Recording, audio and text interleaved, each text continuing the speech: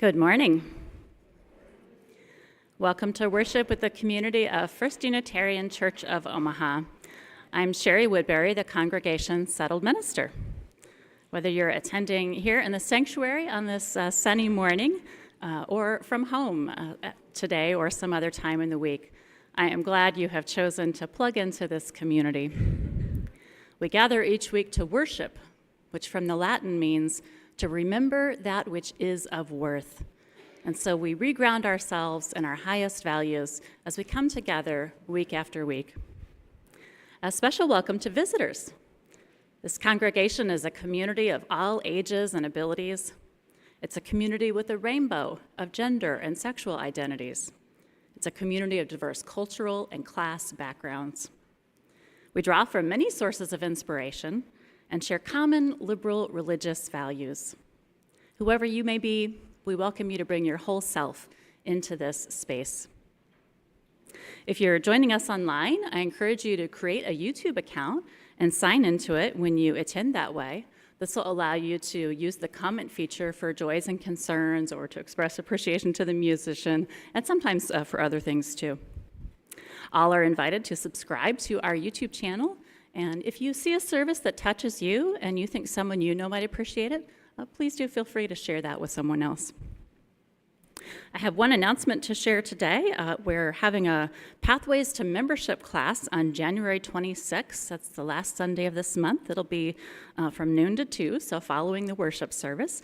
This is just an opportunity to learn more about Unitarian Universalism, about this congregation, ways to get involved, get to know some other folks who are newer to the congregation, and get your questions answered. It's hosted by Melissa Gibson, who's our membership coordinator, among other roles, and a super friendly and easy to connect with person. So if you're interested in that, there's a little box about it on the back of your order of service, and you can RSVP to Melissa. Our church occupies the traditional treaty lands of the Omaha and Otoe-Missouri tribal nations, whose sovereignty existed long before the state of Nebraska. We would also like to express our respect to the Ponca, Winnebago, and Santee Sioux tribes, all of Nebraska, and many others that are present in the Omaha area. Our aspiration is to continue to educate ourselves and support causes, charities, and rights of Indigenous peoples where we live. Again, welcome to worship.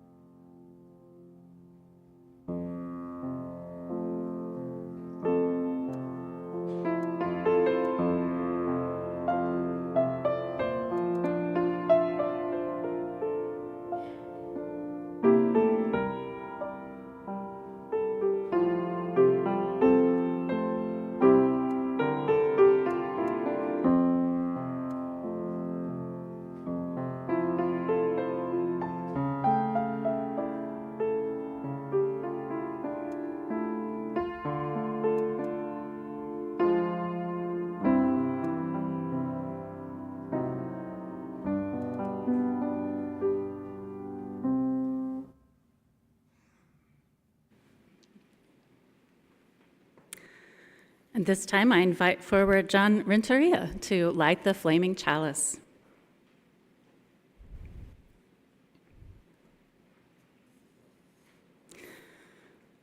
You'll find the chalice lighting words inside the cover of the hymnal.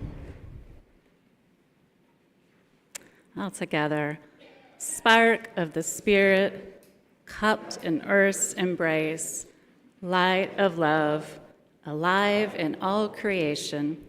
As we kindle this flame, we rekindle our connection to the sacred web of life. Thanks, John.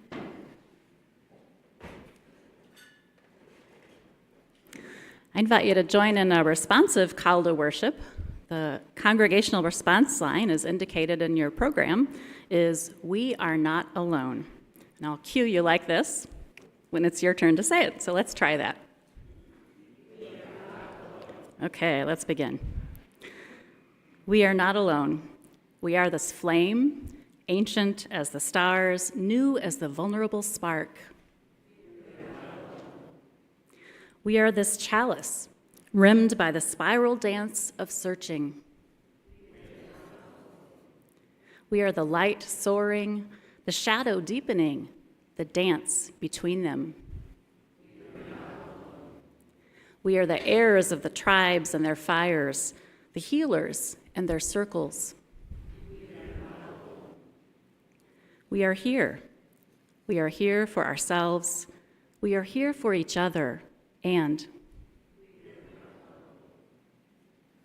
I invite you to rise if that feels good in your body and join in singing number 1064 in the teal hymnal, Blue Boat.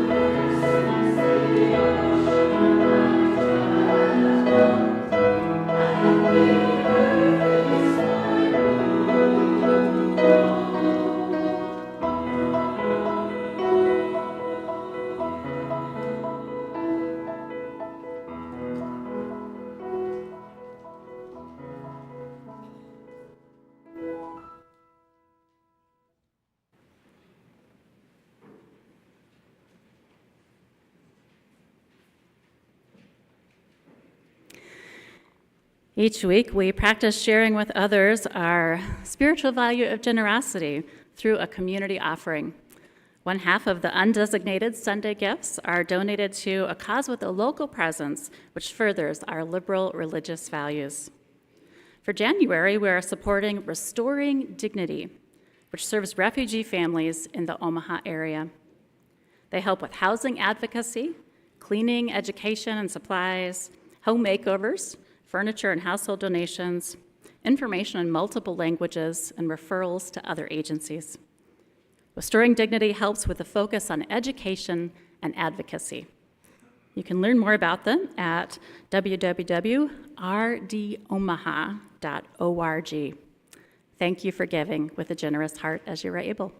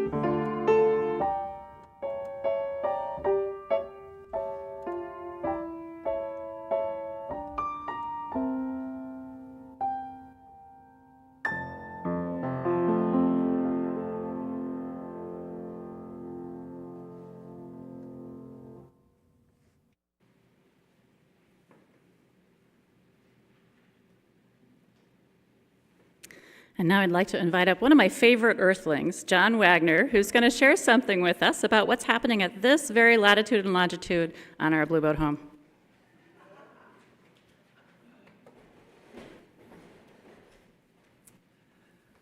Thank you, Shari. I didn't know I was an earthling. My wife describes me in other ways. You know, when you stand up here in the lower pulpit and look out, you really get to see and appreciate the beauty of our century-old historic church. So I hope everybody gets a chance to do that at some time. It's particularly beautiful when it's snowing outside or when the trees are blooming in the spring. So anyway, on with the capital campaign thing, which kicked off last Sunday, and I'm sitting in for Jerry Trich today. And again, the campaign goal is at least $250,000.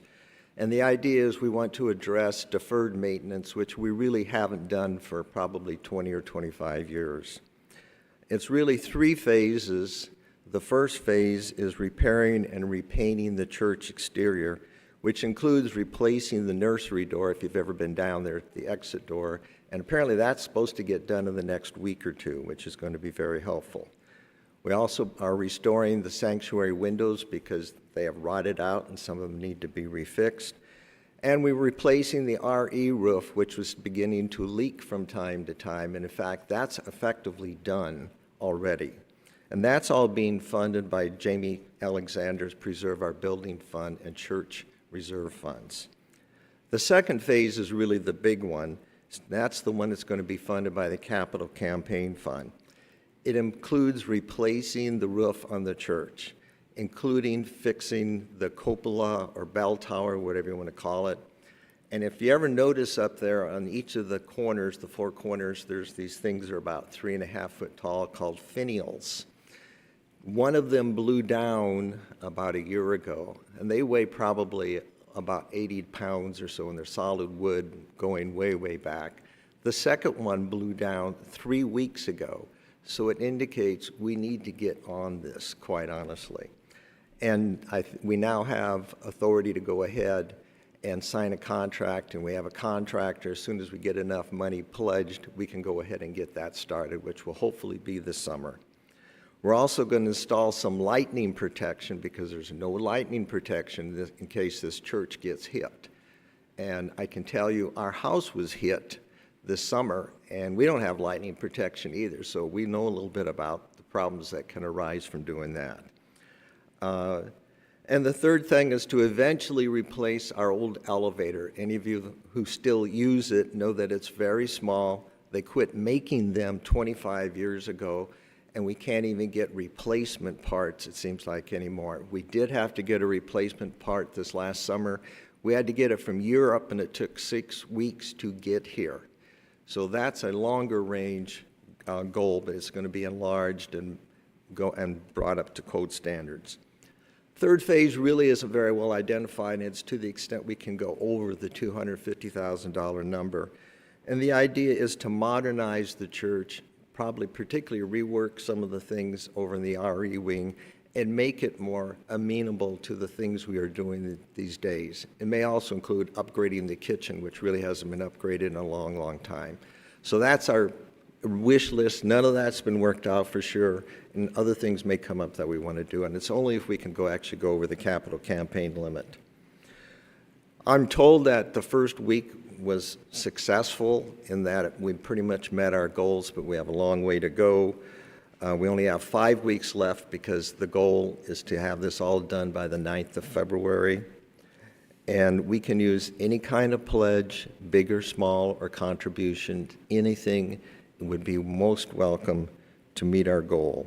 And for those of you who are on a limited income type basis or fixed income, pledges are fine. You can pledge to make certain payments over a month or a couple months or a couple years, and several people have already said that they're going to pay their pledge over several years. But I want to note two important things. The first is that we don't want you to decrease your annual stewardship pledge. That drive will be starting about the middle of March, and the monies from that drive are used to pay operating expenses, and operating expenses are more important in some ways than even the deferred maintenance, because that's what keeps our doors open. The second thing is just a shout out to Jamie Alexander and the Preserve Our Building Fund, because those you know Jamie, about 15 years ago or maybe more, he identified the fact that we really had nothing set up to help maintain this church. So he established the Preserve Our Building Fund, and we're using that for the very first phase to get stuff done that really needs to be done. Now, in the past, in the first part of the year, we always had a pledge drive for the Preserve Our Building Fund. We're not having it this year because it's obviously being taken, its place is being taken by the campaign fund. But a shout out to Jamie, who recognized the need for this a long time ago. After the service today, like we did last Sunday, down below in the common room, there will be a table that will be set up with pledge forms and more information and stuff like that. There will be several of us around there. A few may be wearing these plastic hard hats that the rest of us don't particularly like. But anyway, that helps identify the table, and we'll be happy to answer any questions you have. So come on down and please pledge, because we do need it. And for what it's worth, pledge amounts, nobody knows what they are. The only people who end up seeing them are Walt and Dan Bird, because they're the people who are keeping track of all this stuff. So you needn't have to worry about if you're worried about confidentiality, because everything will be confidential. So thank you again in advance for your generosity on behalf of our church.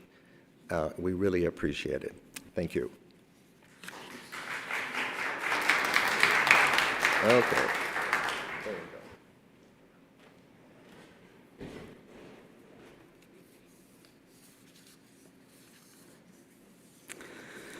Thank you, John, and thanks for all who have already made their donation or their pledge for the capital campaign. Very exciting to see some of that work starting to happen on our building. Each week, we also take time to share with one another our joys and concerns. When we share those things that are lifting us up with joy, others can be uplifted with us. And when we share the challenges we face, our community can offer their care and their support, which I know many here are eager to do. Do we have anything today that's been submitted, Colin? This binder is always at the back of the sanctuary, so you can write a joy or concern in it when you come in on Sunday morning, or submit it online beforehand. This one is saying,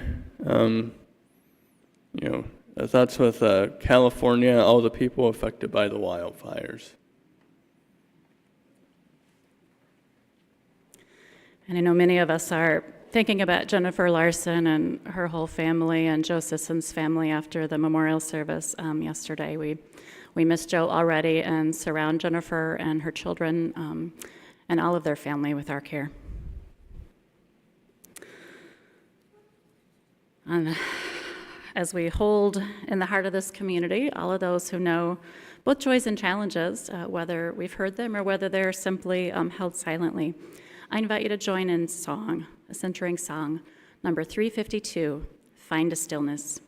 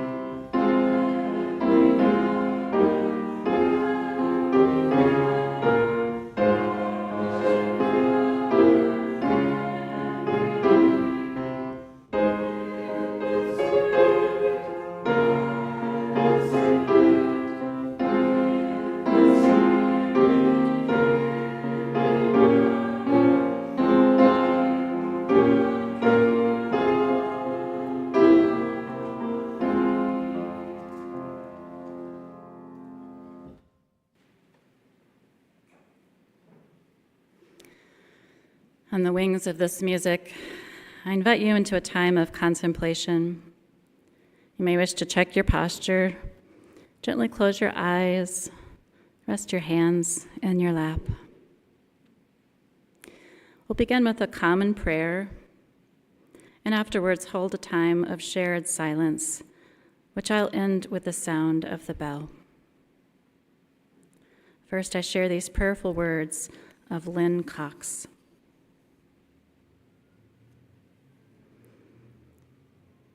Spirit of life, ancestor of the stars and the sun, you who embrace the vastness of space and us along with it, be with us today. Hold us in our worry, our exhaustion, our grief. Keep us close as we sit with our truth, whatever that may be. Lead us to rest in the quiet, to find solace and renewal in this time of shifting light and dark. You whose arms open with the spinning galaxies, help us to make room, as you do, for all that is. Open our hearts to our loved ones, our neighbors, the beings with whom we share this planet. Lead us to reach out to others in compassion. Turn us toward one another in mercy, right relationship, and reconciliation.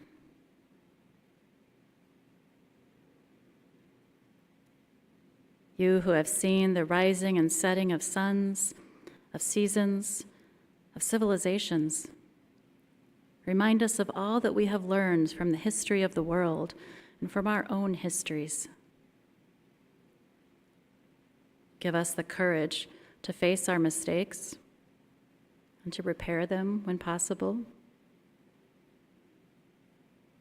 Help us understand our interdependence, our gravitational relatedness with all of the other spinning lives around us, and lead us to treat those relationships with care.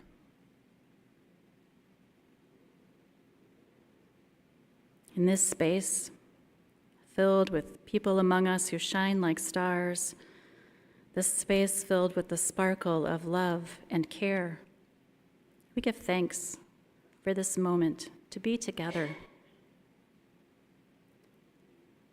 May our senses be open to the beauty of this day, this season, this world.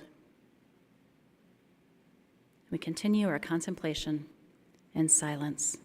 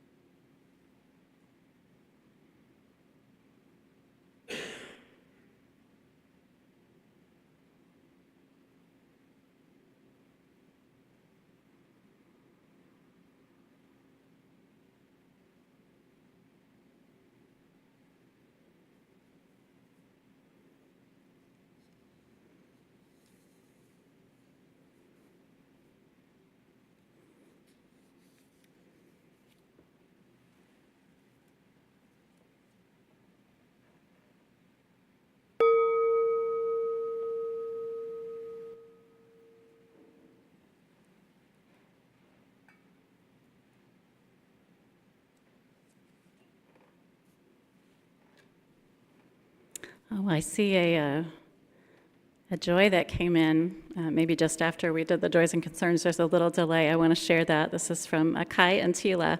We have begun the adoption process with our foster kids. Official adoption is just around the corner. How wonderful.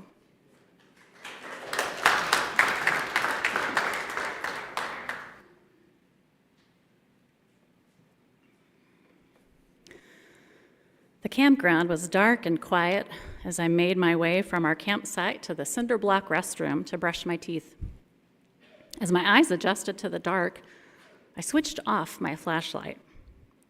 The starlight was bright enough here that I didn't need a beam of light in my hand to find my way. Then it occurred to me to look up. 1,000 stars spread across a clear sky. The Milky Way clustered in a bright haze. The sky had rarely seemed so black to me, nor the stars so brilliant. This memory was at Big Bend National Park in 2017 on a family camping trip with my husband, daughter, and parents. There were many other times in my life when I looked up at the stars, so often while camping, or in the backyard growing up when Dad would bring out his telescope and spread out a blanket and show my brother and me Venus or a constellation or a comet or whatever was happening then. Stargazing, for me, draws out some of the biggest questions there are. Why are we here? What is our place as humans in the grand scheme of things? Across the vastness of space, is there anyone else out there? And if so, what do they make of our planet and how we inhabit it? Well, for centuries, our ancestors have looked to the stars, although they were looking for answers to different questions, perhaps, than we ask. Farmers began tracking star movements to predict the weather, and seafarers used the stars as navigational tools. The stars have also been featured in human spirituality. Many religions incorporate constellations into their mythologies. Celestial objects are depicted in religious art, and sacred built structures in ancient cultures generate calendars and festivals and ordered communal lives based on the stars, from Europe to Africa to the Americas. Astrology dates back 2,400 years to the ancient Babylonians. People have used the stars to understand human behavior, to consider the relationship of any divinity to humanity, and to tell stories. Ancient Mesopotamians believed that the sky was full of water because it's blue, like the rivers and oceans, and that whenever it rained, the divine beings would open windows in the sky and release some of the water. They also taught that water was beneath us, so when the divine beings were angry, they would open the portals in the ground, and the water would rise to punish and ruin. Ancient Mesopotamians believed, too, that birds swam in the upper seas, since their movement, to pre-scientific minds, looks a lot like swimming. Ancient writers also speculated about life beyond Earth, but it was usually postulated to make another related point. Lucian of Samosata in Turkey wrote a poem in the year 200 CE imagining living beings on the moon. Three-headed vultures, birds made of grass with wings of leaves, humans sweating milk, and fleas the size of elephants. As creative as his poem was, he wrote it to make this philosophical point. It's impossible for us to know the real truth. And anyone who claims to have all the truth is committing a fallacy. In his case, he was calling out the philosopher Plato. Across the world, the 10th century Japanese narrative, The Tale of Princess Kaguya, describes a celestial war between the people of Earth and people of the moon. Voltaire wrote about people from Saturn that were 6,000 feet tall. It wasn't until Charles Darwin published his work that we began to consider that extraterrestrials might not look and behave like humans. Perhaps they had evolved on their planets according to the conditions there. Actually, the alien with the slanty eyes that you see there came from someone who was the progenitor of some UFO cults that started in the middle of the last century, so that idea is relatively recent too. While scientific and religious thought has evolved over the centuries, there is one belief that has remained pretty constant across cultures. The idea that we as human beings are uniquely and only intelligent life in the universe, that only we have the capacity for advanced knowledge. Gosh, it's so tempting to believe that we're the chosen ones, isn't it? To this day, some believe that even if there is other sentient life out there, we will be the ones to achieve interplanetary travel first. So I guess in that understanding, it's not the It's not Spock and his friends that come to make first contact with us. But consider this. In October 2017, the same year that I was looking up at the brilliant night sky in Big Bend National Park, wondering all the things that stars make a person wonder, in that same time period, an object entered our solar system and exited it within a few days. Many in the scientific community explained it away as natural space debris, just another comet or asteroid made of unknown materials. Avi Loeb, professor of science at Harvard University and the former longest-serving chair of the astronomy department there at Harvard, researched this object extensively. In 2021, Loeb published his findings in a book titled Extraterrestrial: The First Sign of Intelligent Life Beyond Earth. So you get a clue what he concluded there from his title. Now, this is not a crackpot theorist or a fringe scientist. Loeb has written 5 books and over 800 published academic papers. In 2012, he was named one of Time magazine's 25 most influential names in space. He's worked on multiple projects with Stephen Hawking and spends much of his research pushing the boundaries of our understanding of our universe. When the object Loeb studied, which is the long object there in the image, when it entered our orbital plane in September 6, 2017, many scientists took no notice. 3 days later, it reached its perihelion. That's the point at which it was closest to the sun. And once it reached the perihelion, it sped out of our solar system. It moved at almost 60,000 miles an hour, passing through Earth's orbital distance from the sun on October 7th. Only once it was past us did humanity take notice, and by then, our data collection was limited to recordings. The object was named 1I 2017 U1, but would become known to humanity as Oumuamua, a Hawaiian name, based on the telescope which discovered it. Oumuamua means a messenger from afar arriving first.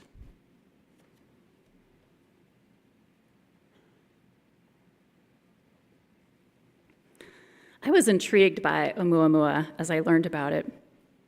I confess I also wondered initially if this topic, the topic of its significance, might be more appropriate for the kind of History Channel shows my dad likes to watch than for a religious tradition known for placing a high value on reason and a responsible search for truth.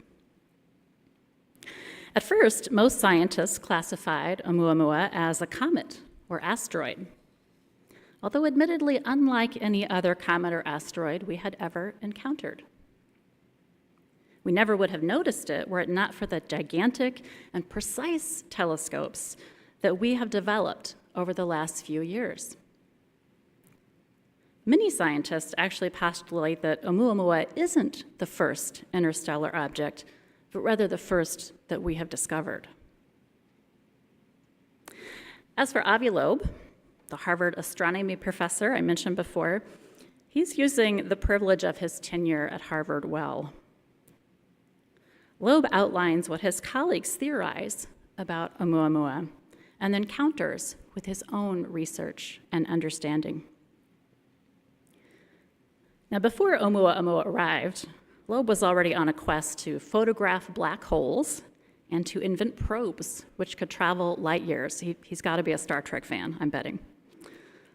Loeb and his colleagues began studying the anomalies in Oumuamua. I'll share some highlights of their findings in 6 parts. First, Oumuamua was the first known interstellar object that we have encountered. So that by itself is very exciting. Second, based on how Oumuamua reflected sunlight, it's estimated to be 5 to 10 times longer than it was wide and about the size of a football field. It was either shaped like a cigar or a pancake. and we had never before discovered a naturally occurring asteroid of this shape. Third, Oumuamua reflected the sunlight 10 times more than comets or asteroids and had a level of brightness similar to a shiny metal. Fourth, the most interesting anomaly is that when Oumuamua reached close to the sun, it changed trajectory, which could not have happened with gravitational force alone.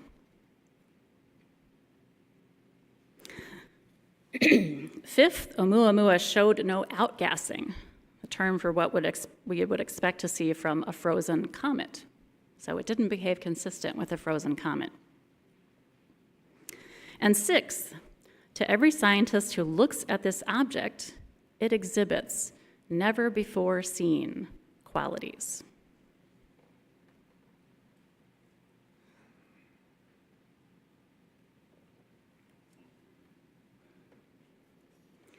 Perhaps you've heard the saying from Sherlock Holmes, when you have eliminated the impossible, whatever remains, however improbable, must be the truth. Spock says something similar in one of the Star Trek movies. And as Heraclitus of Ephesus wrote, if you do not expect the unexpected, you will not find it. Anybody still unconvinced? As Professor Loeb indicated, that after just 11 days' worth of accumulated data gleaned from Oumuamua's passage, we already have more suggestive, observable evidence than we do for all the fashionable thought bubbles that currently hold sway in the field of astrophysics, such as the mathematical ideas of supersymmetry, extraspatial dimensions, string theory, Hawking radiation, and a science fiction favorite, the multiverse. Now, these theories are all considered irrefutable in modern physics, and yet Oumuamua is actual evidence. So perhaps this is all interesting, but why are we talking about it in church? For me, the mystery and wonder of Oumuamua and the big questions it raises would be enough on their own. Mystery and wonder are perfectly religious subjects. But we can also consider why it would matter to observe evidence of other intelligent life in the cosmos, to have confirmation that we are not, in fact, alone. So let's get to that. Why would that matter? Well, first, if you buy Loeb's argument, we are no longer looking for proof of other intelligent life. Oumuamua has given us that. So we need to be encouraging our universities, our press, our religious communities to dig into this, to talk about the implications, to strategize on how we would come together as a human race. What would we communicate if we actually had, contact? There's a great likelihood that we would have much to learn from intelligent life on other planets. After all, as Loeb points out, it's far more statistically likely that, if there are many other intelligent life forms out there, we'd be somewhere in the middle of the bell curve of intelligence. So we'd probably have a lot to learn from whoever might get to us. Secondly, the existence of other intelligent life in the universe matters because we humans are in desperate need of solutions, especially how to live sustainably and preserve our Earth for generations, because, I, for one, am not banking on the moon or any other planet. There is no planet B. This is it. In 2016, the United Nations Global E-Waste Monitor, which estimates the waste accumulated by laptops, phones, and appliances, measured almost 50 million metric tons of electronic waste. It's probably over 53 million by now. What is the moment when our technology becomes the source of our own destruction, whether through climate change or nuclear, biological, or chemical wars? Are we reaching the end point of our civilization? I watched the wildfires roaring through Southern California, and It's a little freaky sometimes, wondering what does this mean for the future? As Loeb points out, one of the greatest lessons we can learn from Oumuamua is that we cannot allow war and environmental degradation to end us. We must exercise greater care, diligence, and applied intelligence in the preservation of our civilization. Only in this way can we save ourselves.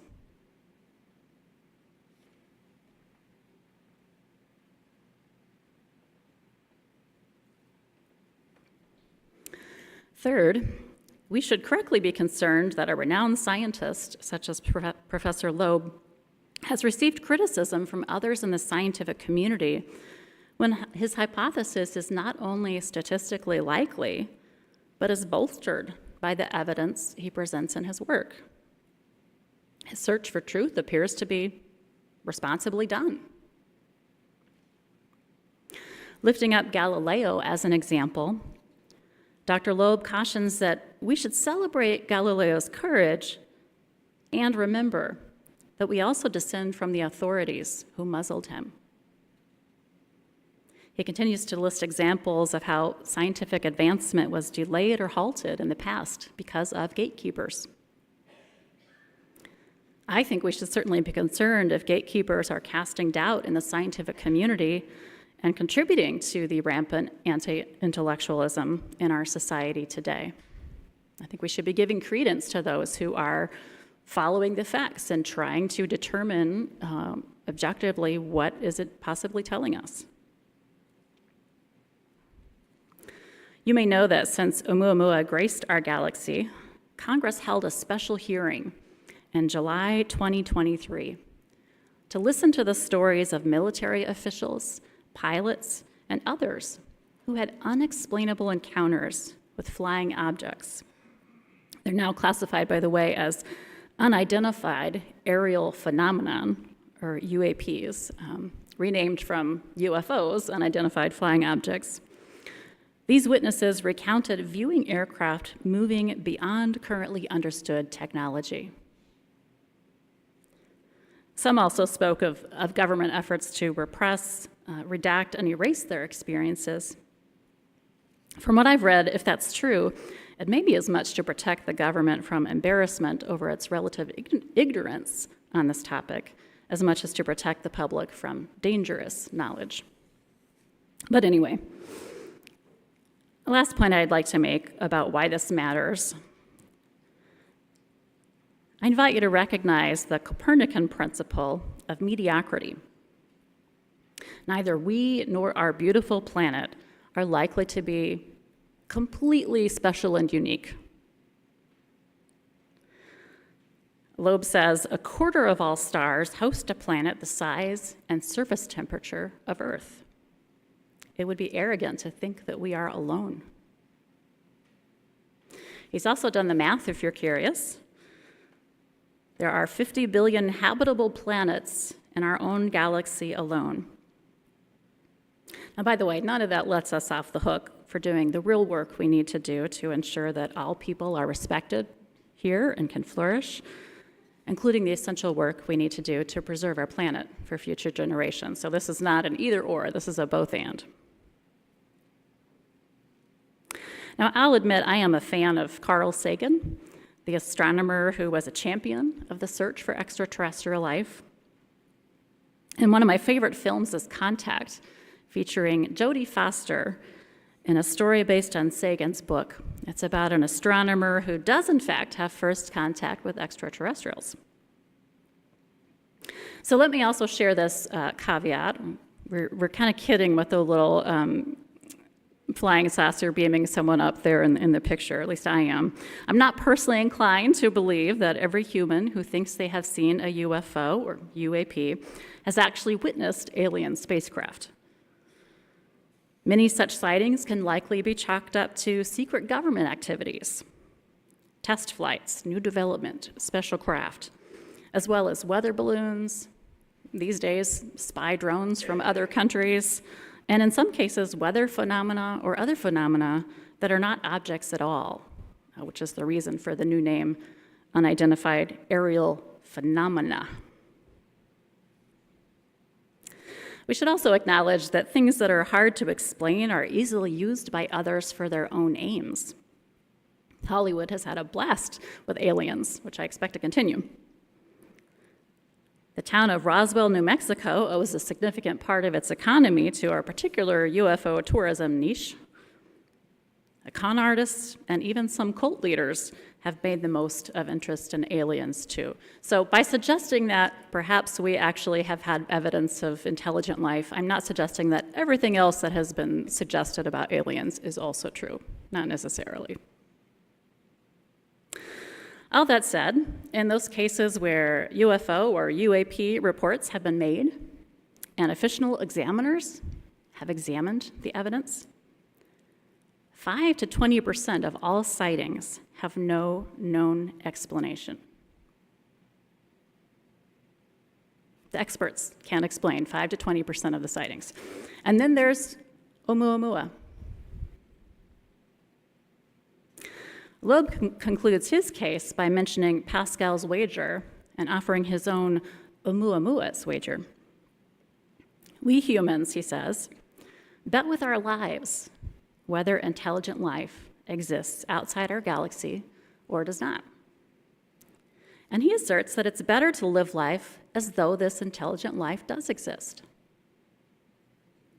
The math indeed strongly suggests that we are not alone in the universe, that somewhere out there is another species, perhaps many other species of intelligent beings.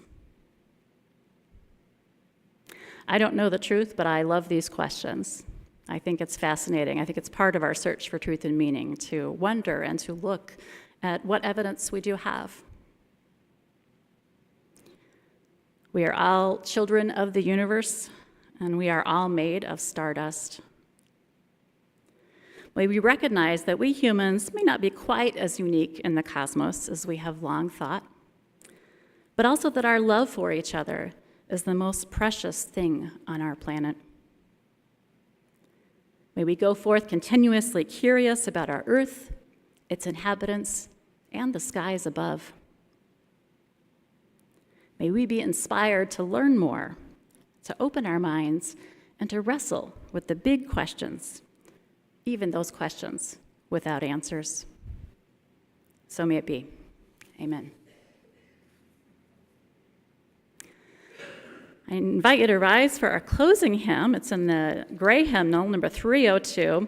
We're going to hear it played through once so we can catch the melody before we join in. Children of the Human Race.